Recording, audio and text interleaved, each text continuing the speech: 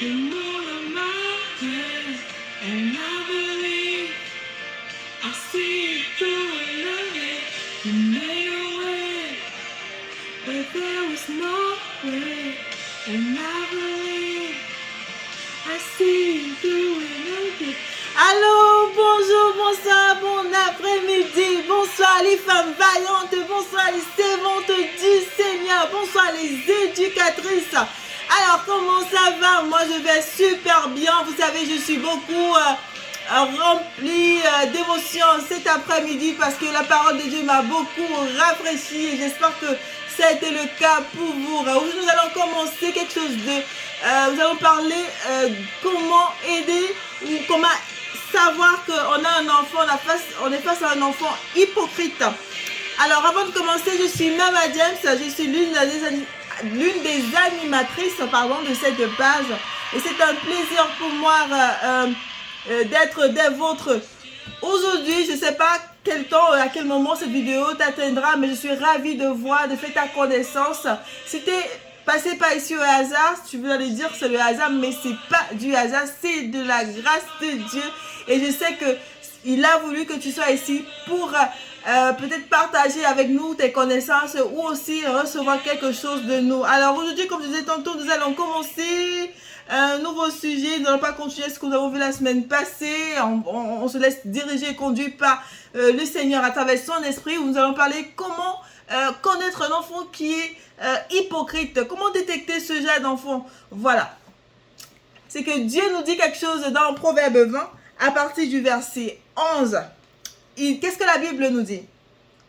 Même un jeune garçon se fait connaître par ses actions si sa conduite est pure et si elle est droite. Je répète, même un jeune garçon se fait connaître par ses actions si sa conduite est pure et si elle est droite.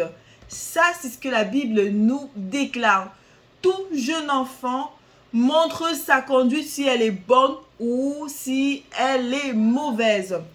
Le problème, c'est nous les parents. Oui, c'est nous les parents. Règle numéro 1, ma communion avec le Seigneur me donnera certainement le discernement sur ce que mon enfant est véritablement. Nous avons des enfants qui sont à la maison.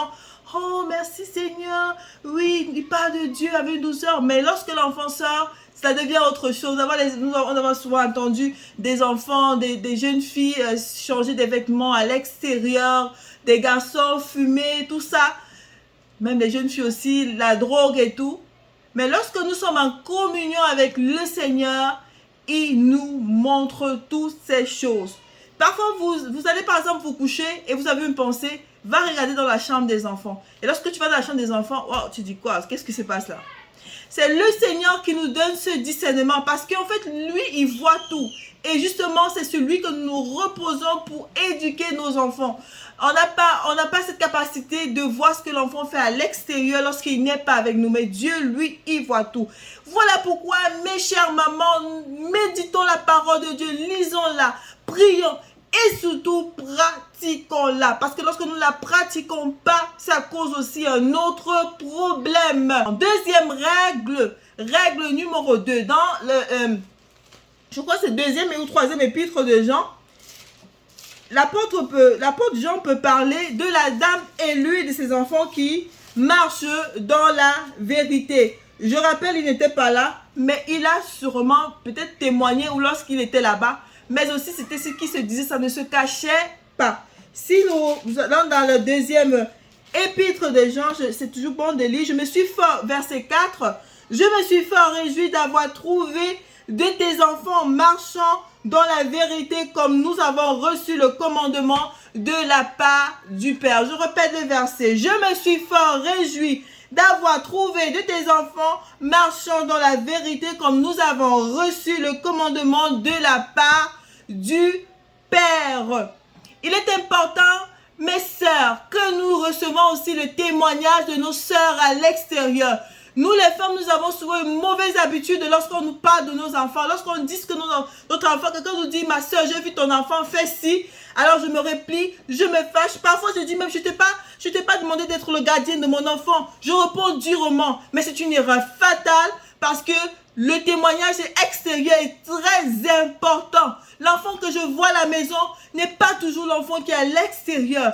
Alors, rends grâce au Seigneur si ta soeur à l'extérieur vient te dire que j'ai vu quelque chose de ton enfant. Ne prends pas ça à la légère.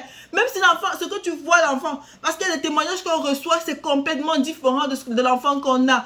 Alors c'est une raison pour laquelle c'est encore un sujet de prière devant toi. Seigneur, qu'est-ce que j'entends? Voici ce qui est dit de mon enfant à l'extérieur. Qu'est-ce qui ne va pas? Ça, c'est la deuxième règle numéro 2 pour savoir encore, pour discerner quel est l'état de ton enfant. Sa conduite est-elle bien ou mauvaise? Et c'est ce que j'avais à partager avec toi, ma soeur. Si tu as encore quelque chose à nous dire à travers la parole, tu es la bienvenue. J'attends ton message dans la barre des commentaires. Portez-vous bien. Je suis Mama Jess, votre servante. Portez-vous bien.